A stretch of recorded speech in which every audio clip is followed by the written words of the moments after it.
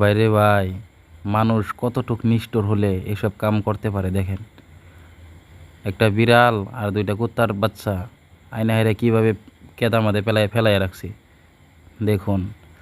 পরে একটা মানুষের দেখতে পেল, এ মানুষটা আইসে হাইরা দেখুন কিভাবে উদ্ধার করলো।